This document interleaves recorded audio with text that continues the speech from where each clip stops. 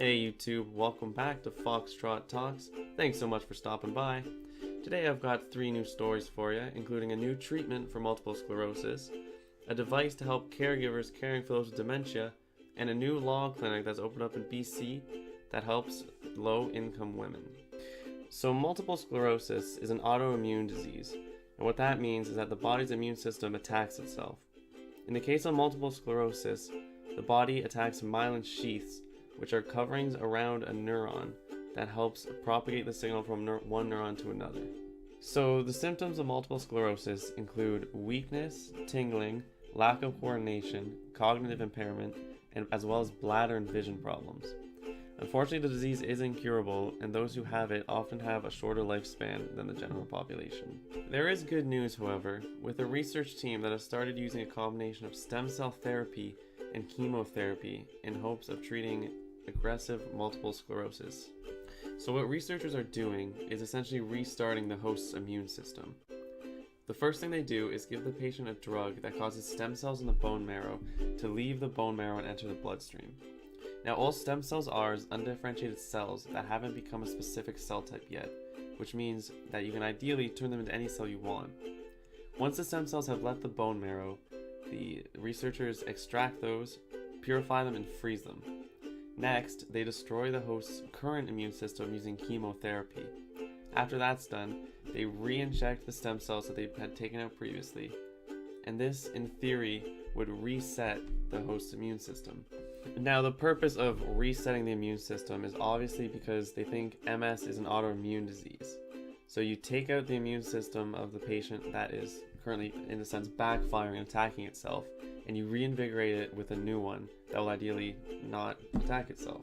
So at the end of the trial, 40% of the patients experienced a reversal of symptoms, which included muscle weakness as well as vision and balance loss.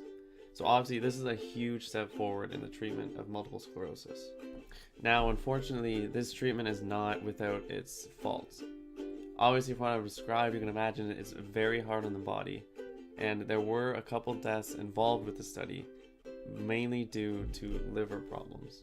So the treatment isn't perfect, and it's definitely not a cure for multiple sclerosis, but I think we're heading in the right direction, and it's promising to see treatments like this being used so that hopefully we can help those with multiple sclerosis live more full lives. So our next story comes from across the pond in good old London, England, where a young entrepreneur has created a device to help caregivers caring for those with dementia. So dementia isn't a disease, but rather a wide range of symptoms that affects a person's cognitive abilities and impairs their abilities to perform their activities of daily living.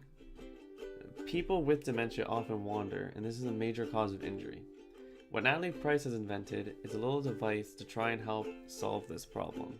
So her solution to the problem is a device that she calls the proximity button, which the patient with dementia wears that is also connected to the caregiver's smartphone. How it works is that when the person with dementia wanders too far away from their caregiver, a notification goes off in the phone alerting the caregiver to what has happened. So I think this is a really good solution to the wandering problem that happens in dementia patients. The device is small, so it's unlikely to be noticed by those with dementia and taken off.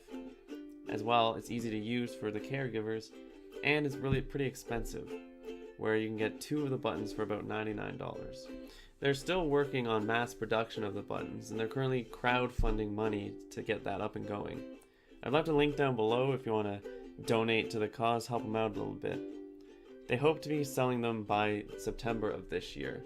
So our last story of the day comes from British Columbia, Canada, where a charity has teamed up with the University of British Columbia Law School to help provide free or reduced cost law services for low-income women.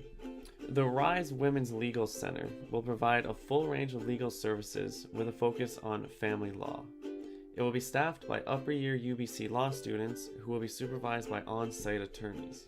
So this center is a win-win for everybody involved. Those who need affordable legal care can get it, whereas upper-year law students at the university can get real-world experience helping people with law cases. So this center is a North American first, actually, and I've noticed that British Columbia has really come out with a lot of these. I don't know if you remember a couple years ago, they opened up the Insight facility, which is a safe injection site for injection drug users. Now, Insight got a lot of flack when it first opened up because people thought it would promote the use of injectable drugs, whereas the facility was actually to help those with addictions and provide them a safe environment to use drugs. Aside from all the addiction treatments that Insight provides, it also reduced the amount of overdose deaths.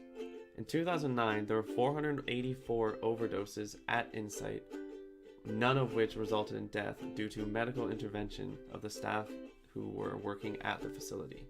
So people view addictions in a really negative light.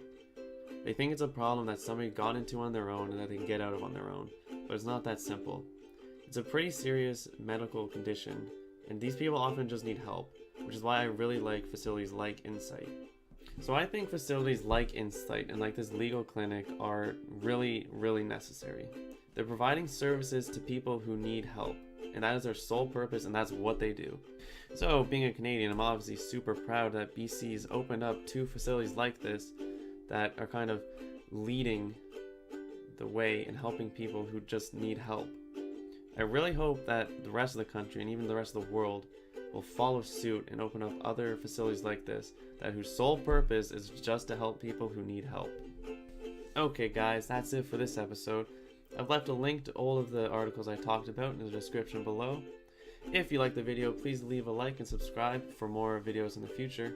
I hope you have a wonderful day and to see you in the next episode.